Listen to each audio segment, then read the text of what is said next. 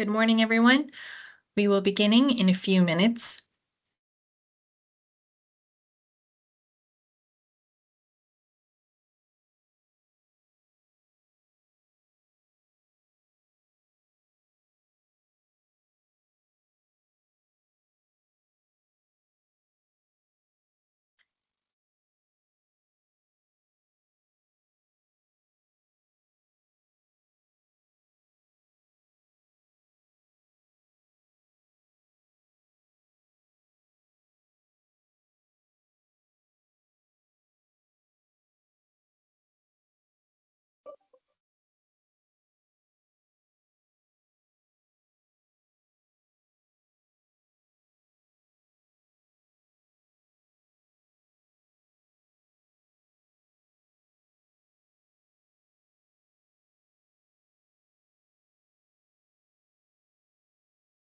We're going to give everyone just another minute to sign on, but I just wanted to check if everyone can hear me. If you could raise your hand, I'd appreciate it.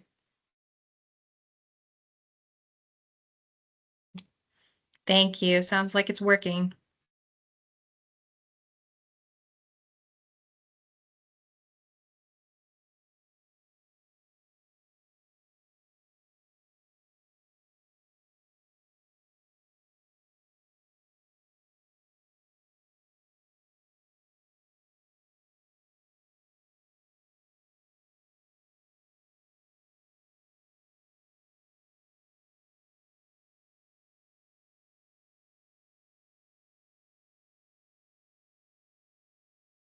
Okay, let's get started today.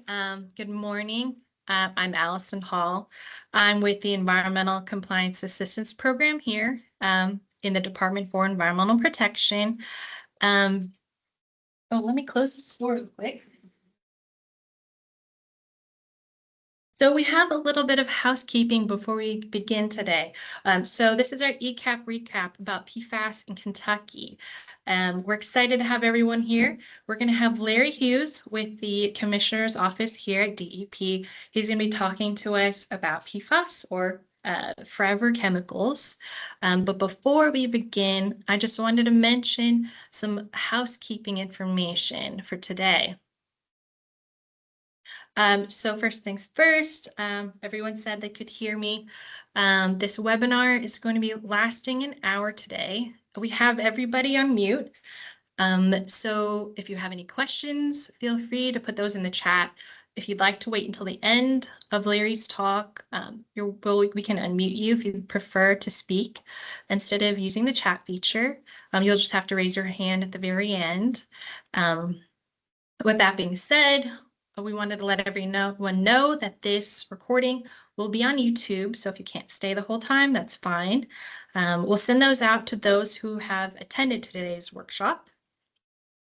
And lastly, if we have any of those wastewater drinking water operators on here, in our post-event email that we're sending out to those who attended via Teams, you're going to have to reply to that email with your agency interest number if you're interested in getting those CEU credits for today's webinar. Okay, so just a little bit of background about ECAP before we begin. We do a little self-promotion about what we do. So ECAP stands for Environmental Compliance Assistance Program. So if you take anything from today's talk, just know that ECAP is here to help. So this program has two main objectives. First, we help Kentucky businesses understand and comply with Kentucky's environmental requirements. And the second is to provide free and confidential assistance to Kentucky's businesses. So ECAP is part of the Small Business Environmental Assistance Program, or SBEAP as we call it. This is a requirement of the Clean Air Act. This is primarily funded by the facility's air emission fees. And for this reason, we specialize in providing air quality assistance to small businesses in Kentucky. And for us, that's businesses with less than 100 employees worldwide that are independently owned and operated, and they're not a major source of air emissions. So a little bit about what we do. As I mentioned before, we help small businesses with air quality. So that can include site visits, doing potential emission calculations, helping develop those air applications for small businesses, including filling out those forms, helping with record keeping and reporting. So while we make small businesses our priority, we still help anyone that calls through the environmental hotline or email account. We do act as more of a referral service, and we send very specific questions out to the subject matter experts. But we can help if you ever email or call us. Some other things we do outreach. So we have fact sheets, we have videos. Check out these links when I send them out via the email. We have modules, YouTube videos, lots of ECAP recap, YouTube videos that we've held in the past. Also, while we're talking about ECAP recap, if you have ideas about future ECAP recaps you want to hear about, we love getting feedback. So just give us a shout out if you have ideas you want to hear about. Another big thing we do is that we host these introductory webinars or hybrid workshops for air, waste, and water. So these are all-day events. What we don't do, ECAP does not issue NOVs.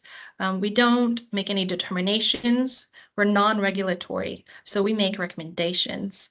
We don't interfere with inspector reports or findings, and we cannot act as a corrective action or remedial measure. And this slide just shows that we have an enforcement discretion. So if you reach out to us and you let us know this is confidential, we won't reach out to the regulatory side of the department unless there's an immediate danger to human health or the environment. And we wanted to plug in our upcoming workshops that we have. So we have Water 101 coming up in a couple of weeks for anyone interested in attending. This is the all-day workshop that I mentioned before. This one is going to be virtual. We have a lot of people from the Division of Water that will be speaking. In November, we have Waste 101. That'll be a hybrid workshop for now. So we'll have in-person or online attendees.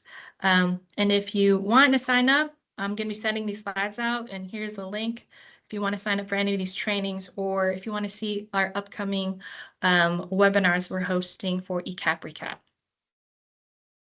Okay, with that being said, if you have any additional questions about ECAP, feel free to reach out to our hotline. But now I'd like to welcome Larry Hughes. He's with the Commissioner's Office. He's an environmental consultant, and he's going to be hosting our PFAS webinar today. So thank you, Larry, for coming. We're excited that you're here. Okay, thank you. Sorry. Okay, well, just to let you know, like I said, I work in the Commissioner's Office. I've been in this entire environmental business for quite a while, coming up on 36 years. I worked as a consultant for a few years and then found my way into the agency under the Department of Environmental Protection. I guess way back now, in around 2016, 2017, we started getting the memos and stuff from EPA that PFAS was an emerging contaminant. And I knew right away that it was going to be a bigger issue than most emerging contaminants, because one thing you can tell about the Fed side of the house is when the DOD and DOE invest a lot of money towards something that's environmental, it's going to be a significant cleanup issue. And this is the way PFAS is starting to pan out.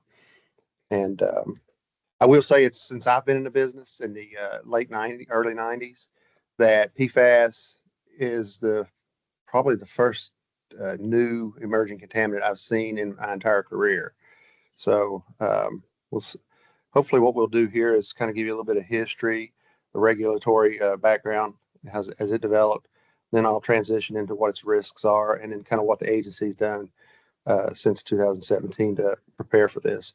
I will say Kentucky was really, compared to a lot of other states, we have been pretty upfront and ahead of the curve, so to speak. So PFAS, they've existed for 70 plus years. There's PFAS itself is the acronym for the perfluoral and polyfluoroalkyl substances. That's a group name. There's greater than 9,000 known PFAS. The latest list I downloaded was like 15,000. So it's an extremely large list, of which only a few of them are even in the regulatory realm right now.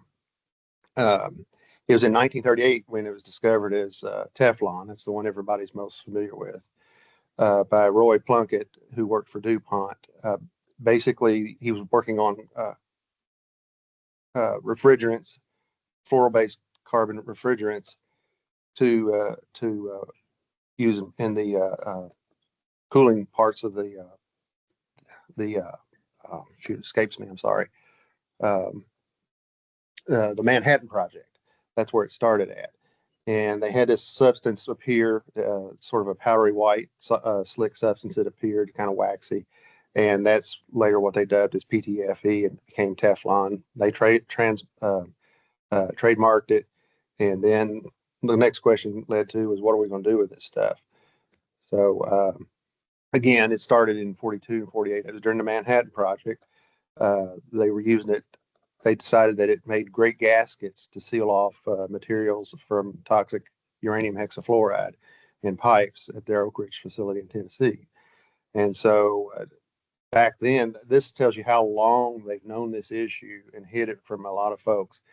But in 44, they had 3 scientists that died in the organic chemical section of their laboratory after being exposed to PFAS containing chemicals.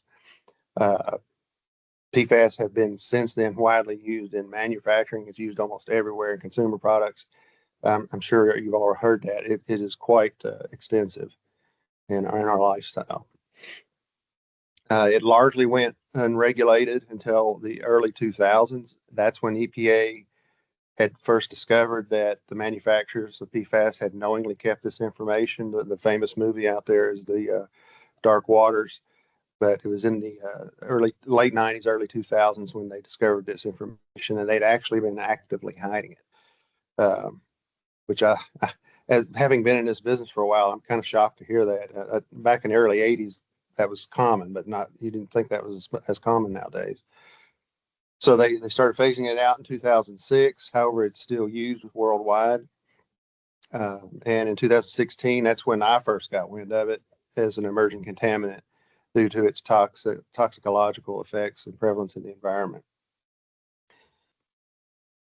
In 2017, they come up with the first health advisory. Health advisories aren't enforceable numbers; they're just sort of advisories they give out, and that's the first one everybody heard about for the 2 most famous PFAS, which is PFO and PFAS, and that was at 70 parts per trillion. In 2022, they had an interim health advisory, which dropped way down several magnitudes at 0.004 and 0.02 for the same PFAS.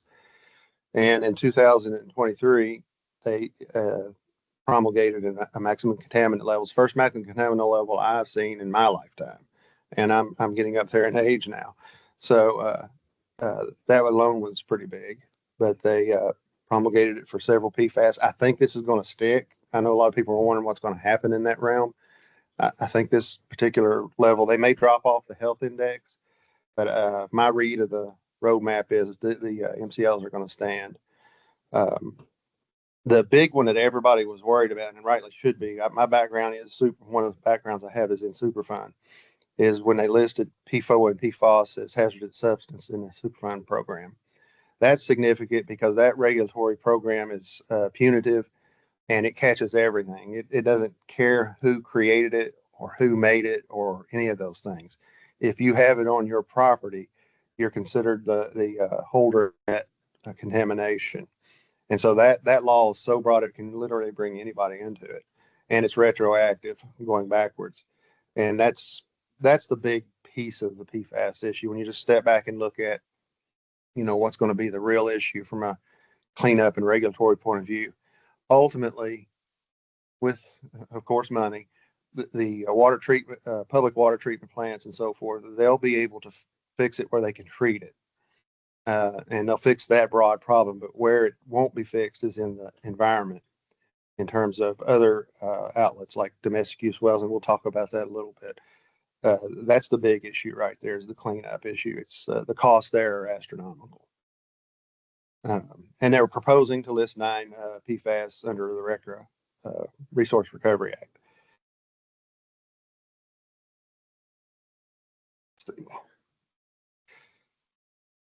So they keep adding to it, and this is just sort of showing that here. The regional screening levels are numbers we use to do cleanups, and it's got anything from soil to water to air.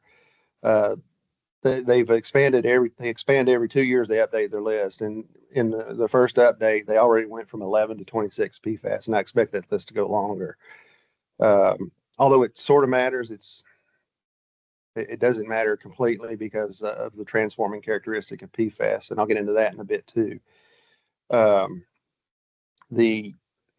of the problems with this aspect of it is if you detect if the detection levels that are allowed in the soils below which you can say I don't have to do anymore.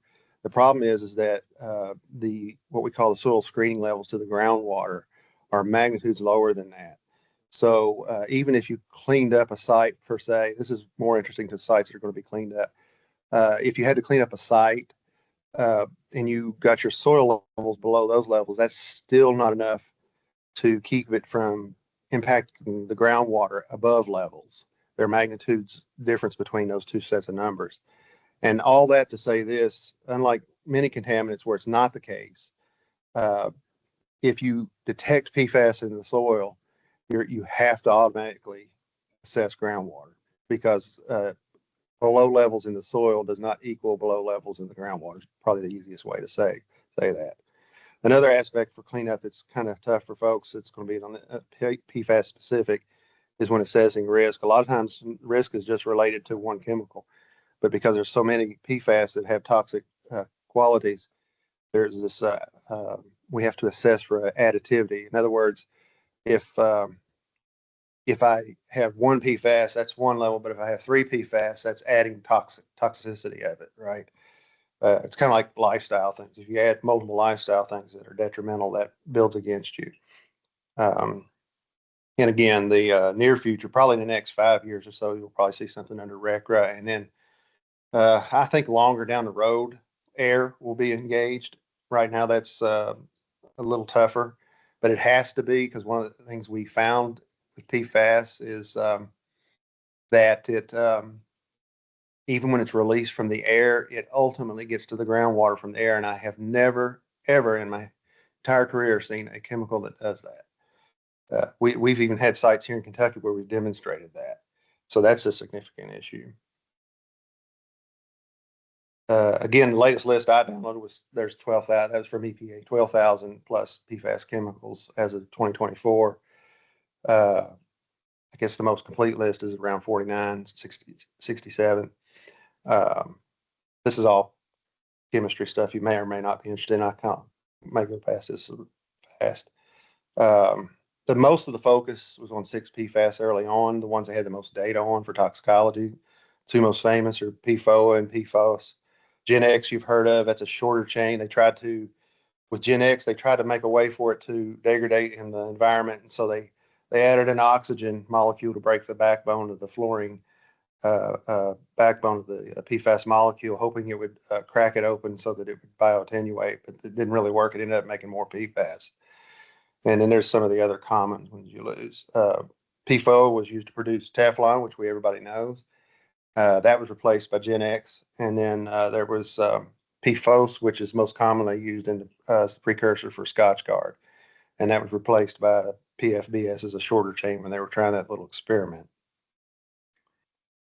That's just a picture of the 2 famous ones, PFOA right here, and it's Gen X. As you can see there, they put the oxygen in the middle in hopes to break that open. The thing about PFAS is that that whole backbone of fluorine atoms with carbon atoms is the strongest bond there is chemically made. I was going to say in nature, but it's not natural. But that doesn't break very easy. That's one of its properties that makes it really good, and also makes it one of its properties that makes it a terrible environmental problem. And there's the example of how they try to do the same thing with the PFOS and PFBS. Originally, there's 12. There's almost the list of people and commercial entities, municipalities, and industries that have PFAS in their process is huge. But there were only 12 PFAS original producers of it. They created the chemical, in other words. And they're what I call the real guilty party in the way of thinking of it like that. Because they created this. Everybody else used it because it was assumed to be a safe chemical to use. That again, they were hiding that information. These are the 12 original. Some of them are very familiar to us here. 3M, we have some places, Arkema, BASF, they're in Kentucky. And this is just sort of a listing of those facilities. And another way, when you try to wrap your mind around a new emerging chemical, is kind of comparing it to other chemicals. Like early on in the 90s and early 80s, um, when we were looking at gasoline and things like that, when the environmental concept of environmental damage was occurring. You look at a number of things, and one was the production level. That gives you a feel nationally of how much you're dealing with here, and this is a kind of a comparison of that with PFAS.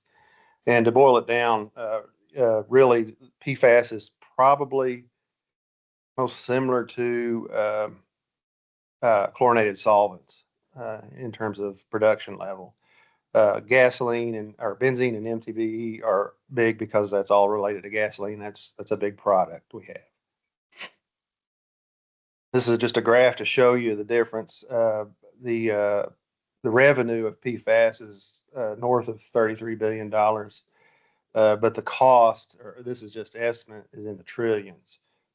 Health issues and things like that. So you can see the significant difference there. And this is just a slide to show you the different facets of PFAS used in some very typical industries. They're used in semiconductor industry, medical devices, implants, still used in those because they're good for that particular issue.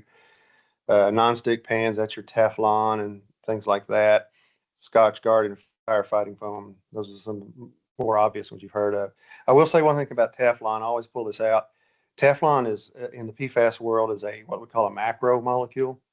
And so unless you really break it down, it's the one that's heard the most because people are most familiar with it. But unless you try to break that molecule down, it's not actually found in the environment very much. It stays intact and just passes on through. In some sense, it's I don't want to say safe. That's probably a stretch, but it's not the one to really worry about the most. Now, if Teflon gets broken down, then you got to worry about it. Where does it occur? Well, it's in every environmental media out there: air, soil, sediments, surface water, groundwater. You name it. It's persistent, which means that's the where it gets its forever chemical terminology, and it's ubiquitous. It's everywhere. Uh, they've even found PFAS in the Arctic. Uh, the fake transport of PFAS. These are some of the things that I find fascinating because this is not true of any other chemical I've seen. Is practically limitless. It can exchange between environmental medias back and forth all over the place. It transfers from one environmental media to another with overall very little overall loss of mass. That's significant because that's what you're seeing in the wastewater, particularly, and somewhat to a certain degree, water treatment plants when they have their treatment sludges. You can where they used to apply them to land. You can have PFAS come out in that sludge. They dry it out and then take it and it's all in there. And then they take it and they spread it on some field and then it just transfers that whole mass out there into that new field. So it transfers back and forth. It is a biouptaking chemical. It is in the food chain. Primarily, it houses in the liver, uh, but also in the blood, muscle tissue. We all have it in our blood right now. Again, comparing to previous contaminants, uh, in terms of the environmental cleanup side of the house, the number of sites nationally that we've had of these major categories of contaminants here, this those numbers. And again, PFAS compares pretty close to chlorinated solvents that you see in the metal industry and dry cleaning and things like that. That gives you a feel of how big it was at the start and how pervasively it's been used. In our programs here in Kentucky, we also kind of looked at, the historic sites here against our state Superfund program and underground storage tank, plus our estimate of sites that could potentially have or potentially have PFAS releases presently. And in Superfund, it's had over its history almost 67 or 6,692 sites, UST north of 17,000 historically. The estimated PFAS site number is somewhere between 8,000 and 11,000 sites, depending on how you count that. So it's in terms of numericals, it's in between the two programs. That'll gives us a feel of what regulatory resources are we looking at. And this is a breakdown we made when we started looking at sites. We try to break it down into groupings. I won't go through all this. I think it's a lot. But you can see we've been working on this for quite a few times, and we kind of made it in major categories like the private sector, commercial, industrial, and manufacturing, then the municipalities, the quasi-governmental landfills, federal facilities. That's like your Army and DOE down in Paducah. And then we have our general active. These are some of the sites that we've already closed that are in the program. EPA's looked at this too because they were closed before we started measuring PFAS. And so that number's particularly high. And so that's kind of where we get our range of sites of 8,000 plus and 11,000 plus. So in terms of risks, in our agency, we have two major omnibuses to protect human health and the environment. First part's the risk to the body. That generally drives most cleanups. I'm not a heavy risk assessor, so I'll talk about it as best I can. But the risk is when you do assessment of risk, there's three intakes to the human body. There's contact on the skin, ingestion, and inhalation. The main risk route for PFAS is ingestion.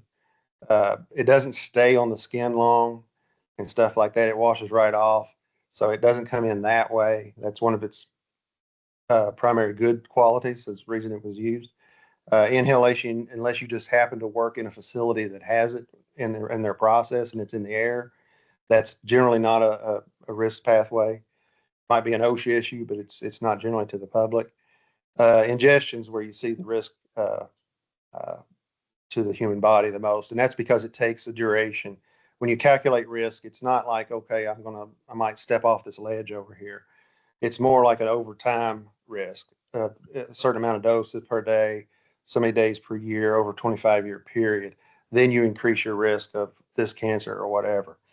And so in order for that to happen, you have to be doing that. And ingestion through drinking water is the number one risk pathway for PFAS. These are some of the facts. Again, I'm not a toxicologist, but a lot of people ask this question, so I threw this slide in here. There's a number of things, and they're always discovering more right now. The science is moving as we go on PFAS, but it does cause a number of cancers, kidney cancers, gender cancers, and things like that. And then the other aspect, that's risk to the body. The other aspect we look at is risk occurrence or its impact to the environment. In other words, where you see it. And just about everywhere. If you recall, in your old biology or other science classes, you used to have that drawing of the water cycle and how the water cycled through the ground and air and so forth. Basically, if you just change the name water to PFAS, that you're going to find the same thing because that's how it's traveling. It doesn't change one bit. Its sources are numerous. Again, there are numerous sources, and they're all kinds. They're from private industries, municipalities, farms that have used land applying, and every state's had that. It was a good cheap source of fertilizer for a number of farms.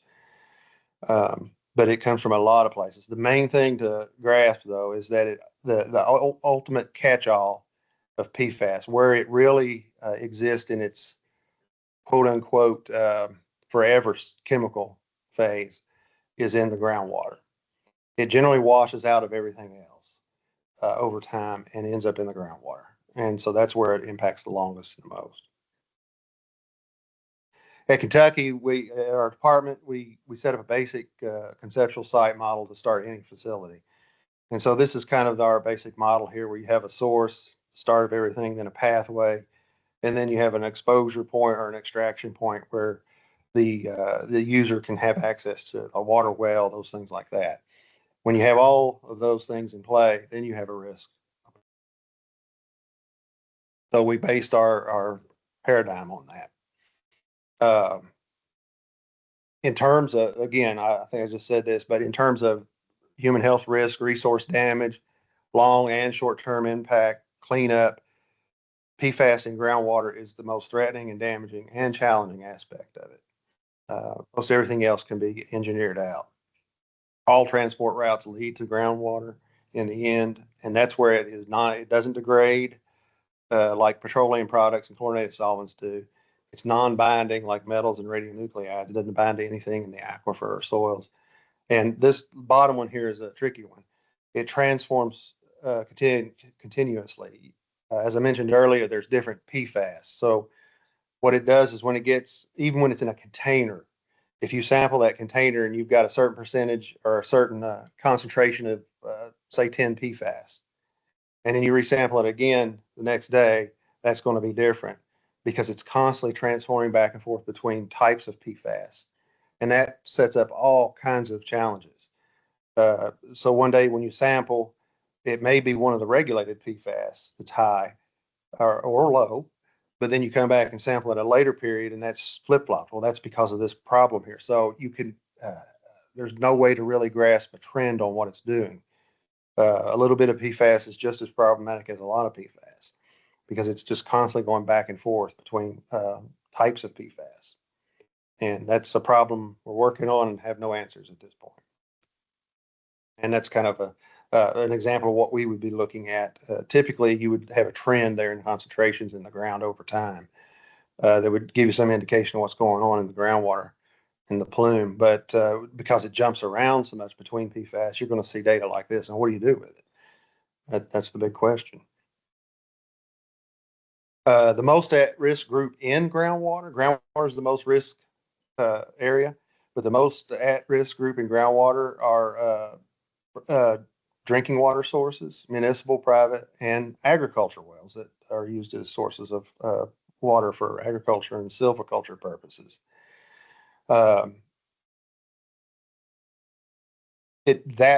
Drinking water, again, it has the duration. You're going to drink water from your house for a number of years or some house somewhere. So you're going to be exposed to that probably. So that also formulates something I've not seen before with other constituents. Usually you just look at 25 years, but since PFAS can hang out there 100 millennia, it creates what we call multiple risk generations. So you can't just sort of say it's just going to impact this house with this domestic use well and this household. It's going to impact the next generation that moves in there and the next generation that moves there until they address the issue. So it's not going to attenuate in multiple generations. And EPA is starting to look at this. We were the first to really kind of identify this issue, but the greatest risk group that's identifiable but disadvantaged is the domestic use and agricultural use wells. It's one thing to say, you've got a spill at a company over here or a municipality. Domestic use wells and agriculture wells, other than the installation process, are largely unregulated. And that's a significant number of folks. In Kentucky, it's about 40% of the drinking water. In other states, it's upper of 95, 99%. This is just sort of give you a snapshot view compared to the other constituents in their major groupings is radionuclides and metals, petroleum hydrocarbons, chlorinated solvents, and then PFAS. And as you can see here, this is how long they last. Typically, petroleum, if you don't do anything in cleanup in petroleum, 30 to 50 years is all it's going to stay in the environment because it's easy for the bugs to eat. It loves to eat petroleum carbons. They break apart easily for them. Chlorinated solvents a little more difficult, but they could still get more value out of it. So they tend to hang out there a little longer, up close to a century. But PFAS don't generally bugs won't touch it because it takes more energy for them to try to crack it open than it is the energy they would get out of it. So that's generally why that doesn't happen. And then the other reason it's called, the forever chemical. And this has major out, like I said, with the human health risk. But there's also the permanent, it's basically de facto permanent damage to the natural resource at that point.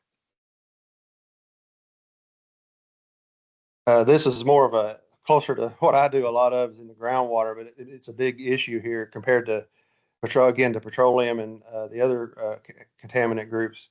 Uh, I just found this out recently, and it was kind of a stunner for me.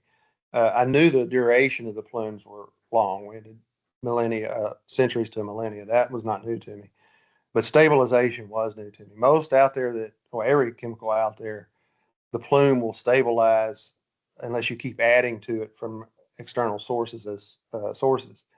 2 to 5, maybe 10 years tops, and that plume will be stabilized. That's important because that you can, if a plume's very old, you can say, okay, this is as big as the problem will ever get, and you can start working backwards.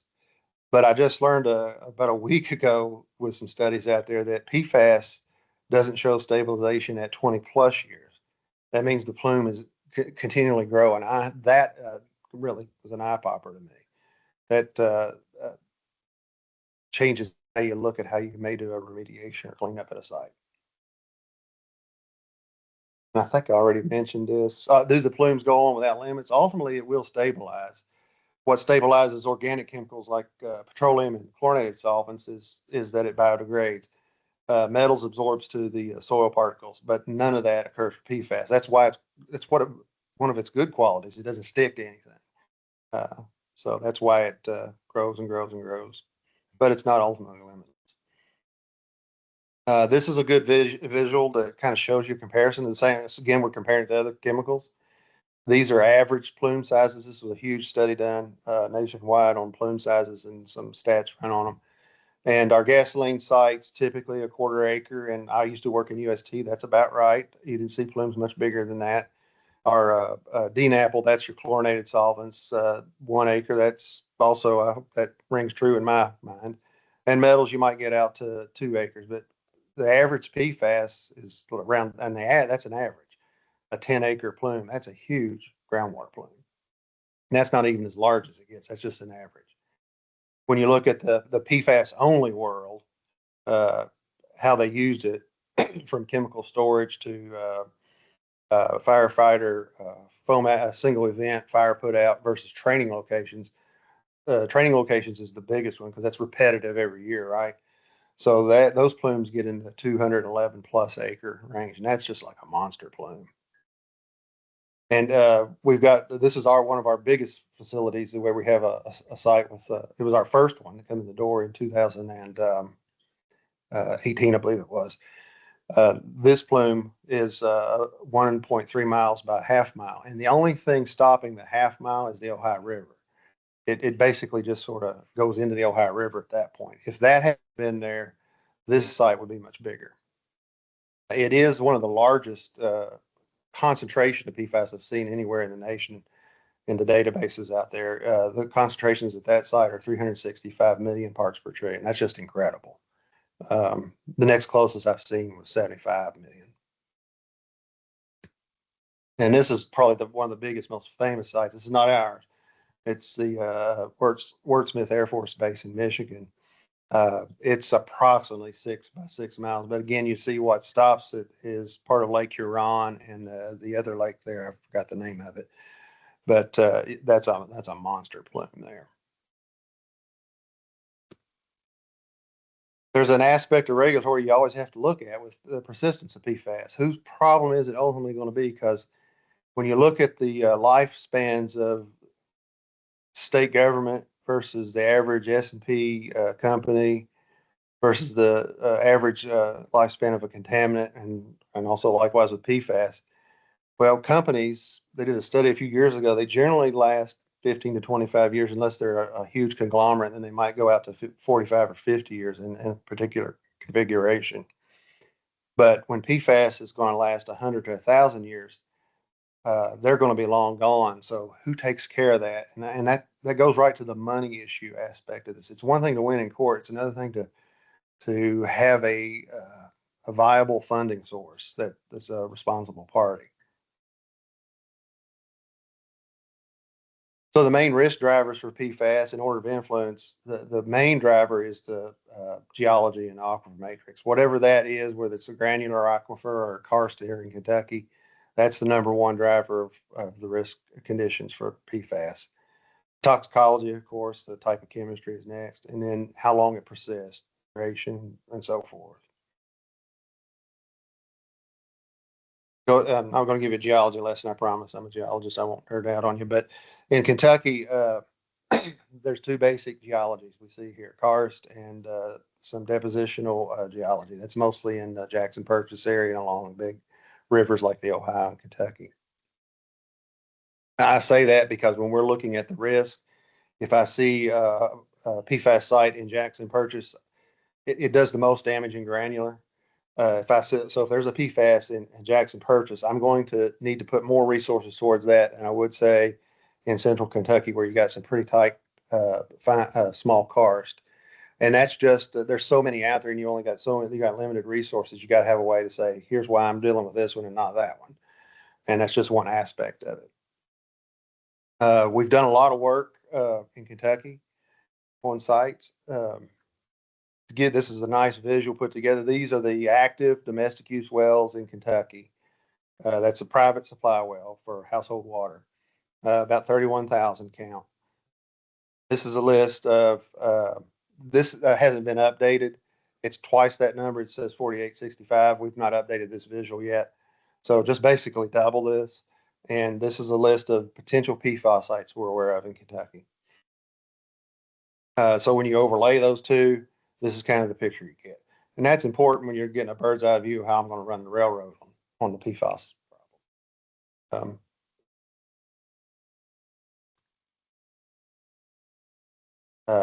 Another thing we looked at here in Kentucky was we pulled all the data from Superfund and underground storage tank and said, how many domestic use wells over the history of the program did you find impacted? And ditto for Superfund. And for USD, it was 17,596 sites versus 19 domestic use wells were found to be impacted. Superfund likewise was 6692 and 6 wells. So roughly 1 well for every 1,000 sites. What we've seen alarmingly here with PFAS is that right now we have 7 active sites with about 104 potential sites that are just first on our radar right now. These are ones where we know we've had releases. And to date, we've had 16 domestic use wells impacted. So you can see how that ratio changes quite a bit. It's not going to be every 1,000, one domestic use well every 1,000 sites. It's going to be much higher than that. And excuse me. Bring us to the last part of this presentation. What have we been doing at Kentucky? Well, quite a bit. I'll just run through some of the items we've done so far, and we're still kind of ongoing at this point. So what was our strategy? So due to the risk pathway, fate, and transport characteristics of PFAS, we took a twofold approach to our strategy, starting in, we actually started in 2016, at least me and a couple of folks.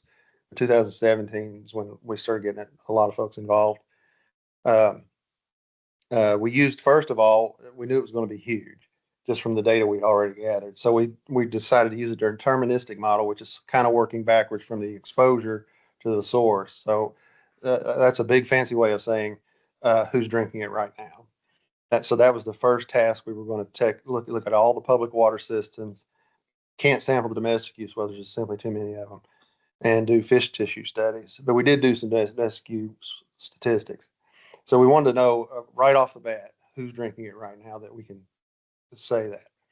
So that was the number one thing Commissioner Hatton wanted to do. The second thing is assess the overall magnitude, scope, and types of sources of PFAS coming. So what are we looking at down the road? So we're at least informed. We don't have to panic about this unknowable number out here.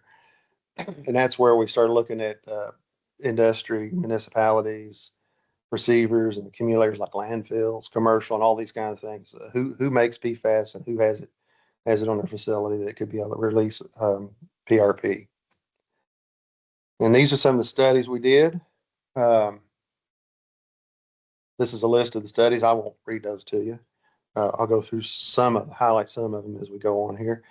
But we did a number of drinking water studies, dry cleaners, industrial sector, certain industrial sectors, and a couple of other historic landfills was another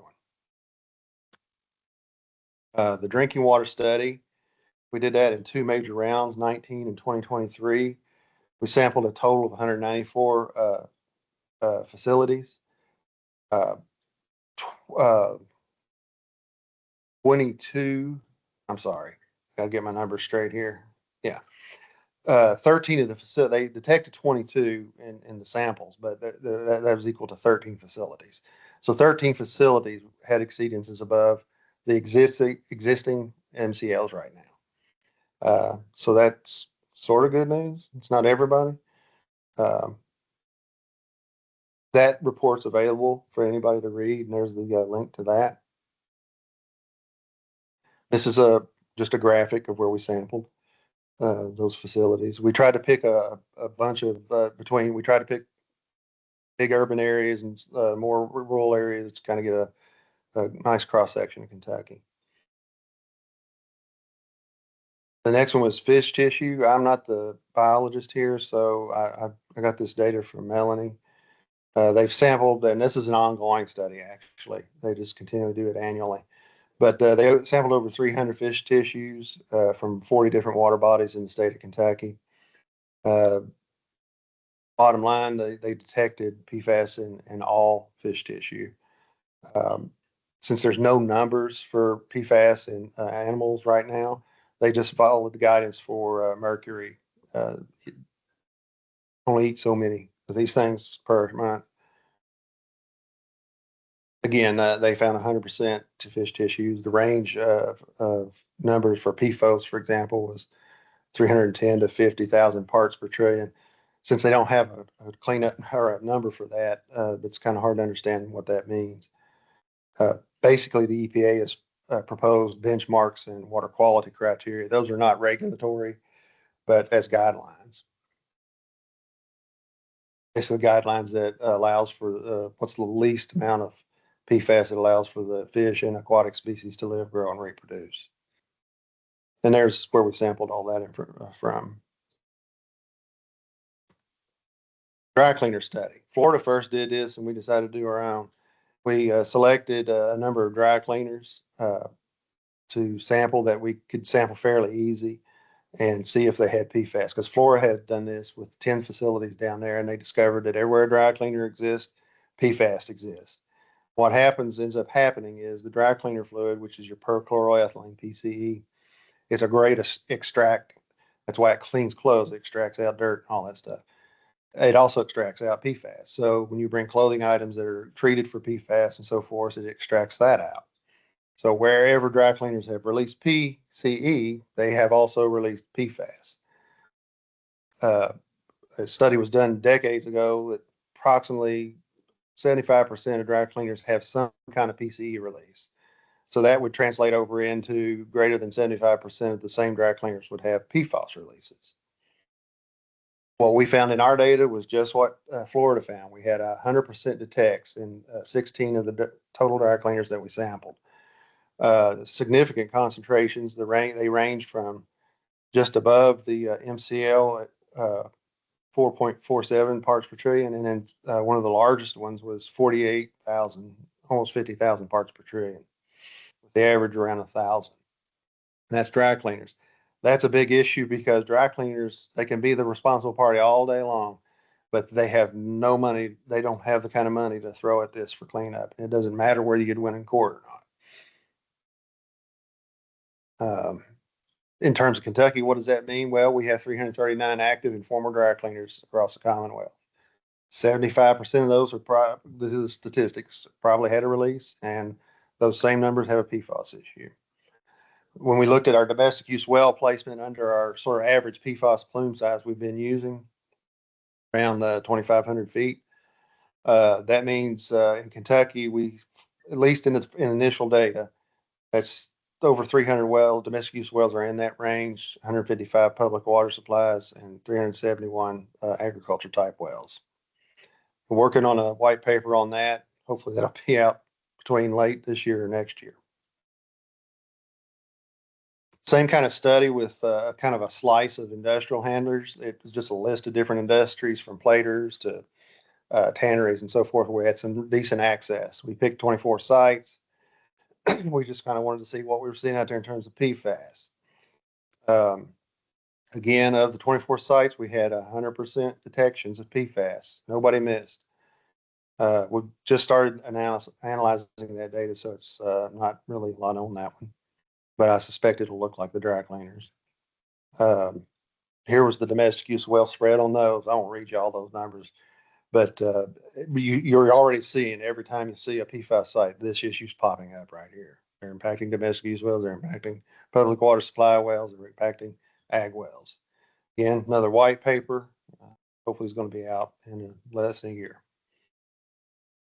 We did a study on abandoned landfills, also called orphan landfills here in Kentucky.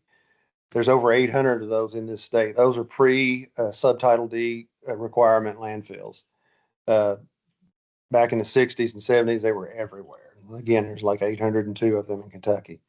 So we wanted to see what that problem was. We already knew solid waste landfills had a PFAS problem. National studies have proven that. And these have zero responsible parties. Nobody claims them. We selected 17 in 23, 24. And again, it hit 100%. No clean landfills. The numbers that we detected, I don't have the data crunched enough yet, but it was in the multiple signal digits above MCL, several hundred parts per trillion. And here's the same domestic use well, public wells, and agricultural wells found around those facilities. The same thing keeps popping up. Ditto on the white paper.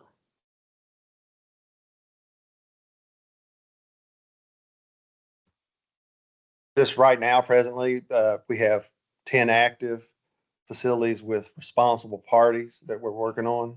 Most of them are big industry right now. And surrounding each one of those is a number of other potential responsible parties that bumps that list up to 104 potential responsible parties. What we're seeing with PFAS is once you find out you have a release somewhere in that town, as soon as you move out, you're going to find other sources of PFAS that may or may not be contributing to that. And so it's like popcorn. It just, when you have one site, or we have 10 sites, that's going to multiply here in probably next months to 104 overnight. And that's already overwhelming our resources right there. And we're not even scratching the surface. We have 9 federal facilities. Most of you are familiar with those. If it's a federal facility and you're aware of it, it probably has PFAS. And then we did a ranking project. I won't go too deep into this because I know we're running short on time. But suffice it to say, we wanted to rank, because when you've got so much work to do, you got to figure a way how to filter it. And so we used some proximity parameters around consumptive wells, statistics around the same, and the type of geology to come up with a scoring system to say, what PFAS site, since I can't do all these, which PFAS site do I reach for first? And it gives us a way to order our data, our facilities to deal with. That's the short of it.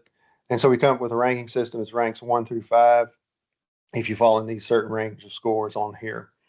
Again, I won't go into detail because I know our time's short. So we pick a site, we put these numbers, these radiuses down on them, and we score each of these properties. And it spits out a rank 1, rank 2, rank 3, rank 4, rank 5. You need something simple that people can do at the end of the day.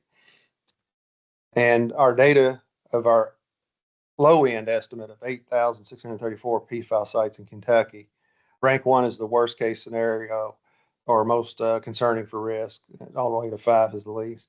And this is how the spread was. That's about the way I expected to see. We did this before with facilities for other types of contaminants in 2016. And the bulk of them are right in the middle with a number of sites there that are rank 1 sites. And Yeah, I'll just kind of blow through these. I'm gonna show you several slides. This is just a map. Geologists like maps. These were the rank 1 sites. Most of them fell out in the Jackson Purchase, and that was due to the geology aspect of the ranking. Rank 2, a little more scattered across the state. Rank 3, same thing, just more numbers. And these are the geologic regions. I'm sorry, I should have said that. Rank 4, rank 5, 1 site. So, and that's the presentation.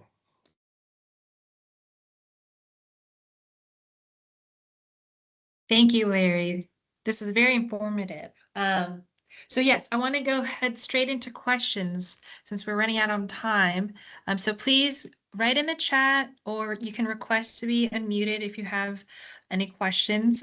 We have 2 in the chat, if you can see them, Larry. The first is, how does a body of water stop a plume? Would the plume not simply spread into the water body? Yeah, good question. Yeah, it does. It does spread into it. I kind of spoke in terms of it doesn't really stop it. It stops it from the point of view of where we're going to regulate it. In the case of the Ohio River, we don't regulate Indiana or Louisiana. So no, it doesn't stop. I misspoke there. It just that becomes a barrier for how far we're going to look at it. And once it gets into that body, we can't do anything about it. Like the river's constantly flowing. Same thing in Michigan. Does that answer your question?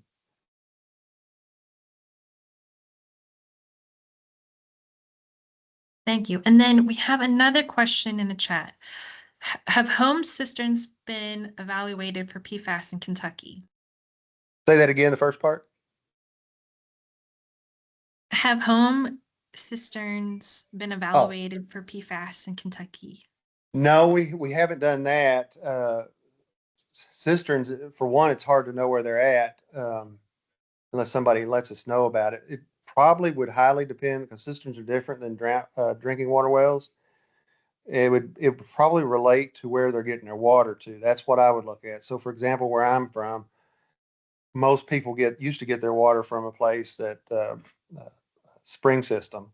I would go sample that because that's where the water's sourced at. If it's sourced, if you get it from a water plant, it just depends on where you fill from. I would want to know that. It might be a private though. Some private haulers are out there. They have their own wells.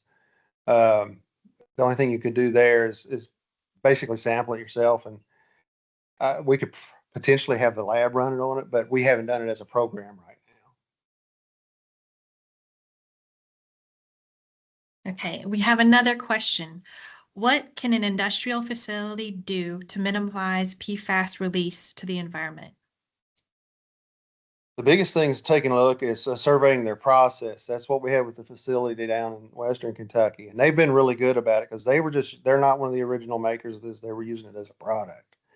They basically took Teflon and granularized it and used it and pre-sold it as lubricants to other companies.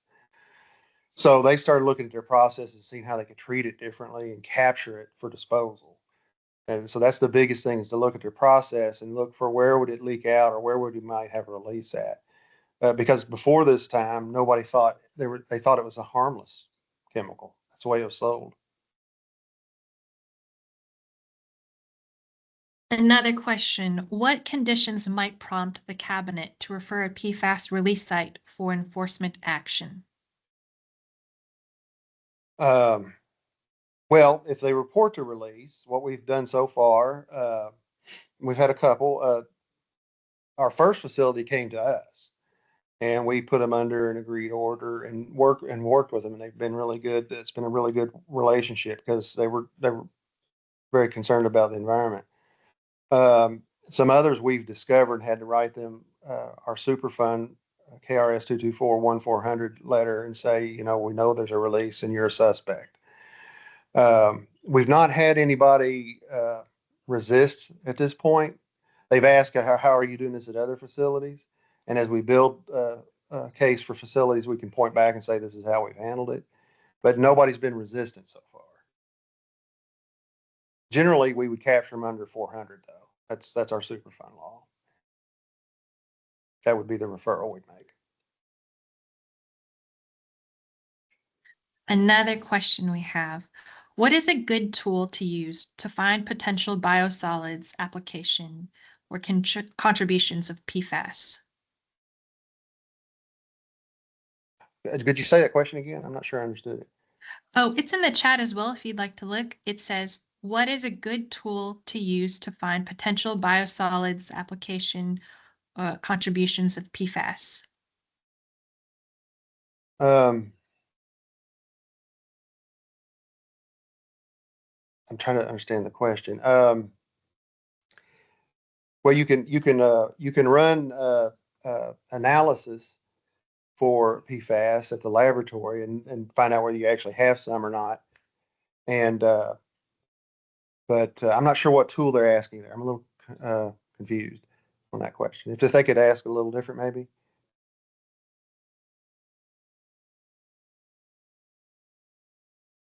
Yes, we can wait if they'd like to rephrase that. We do have other questions.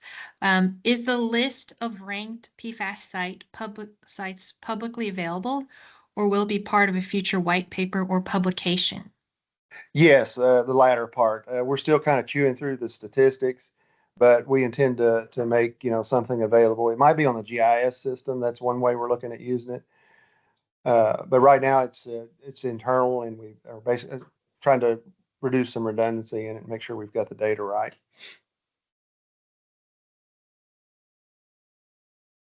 Another question might be related to the one we had before. Cisterns that typically get the water captured from the rainwaters off of roof and gutters, have they been tested for PFAS?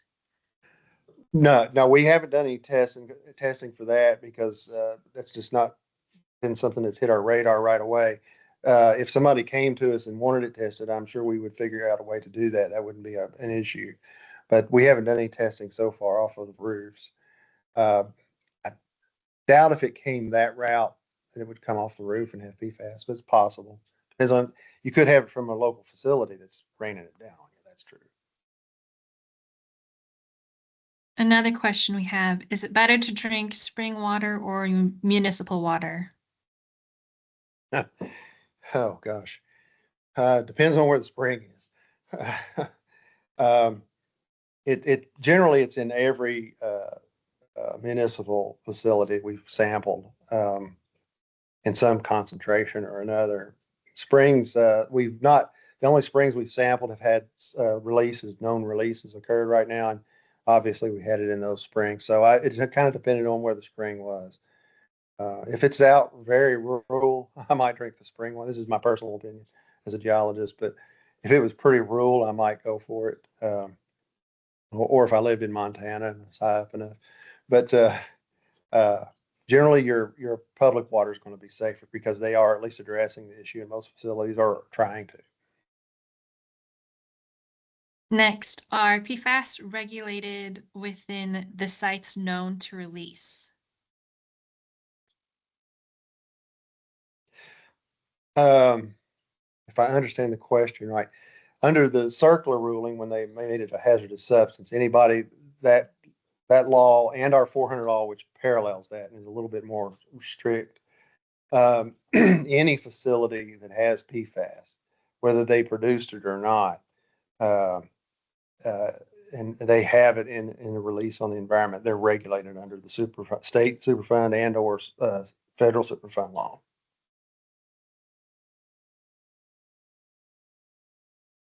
And then it looks like the last question we have, do you know of any new upcoming regulations regarding PFAS? Nothing right now. I know there's some debates about some timing issues, but I don't think anything's going to be walked back at the federal level. State level, we don't have anything on the books right now. We've got another study I'm working on.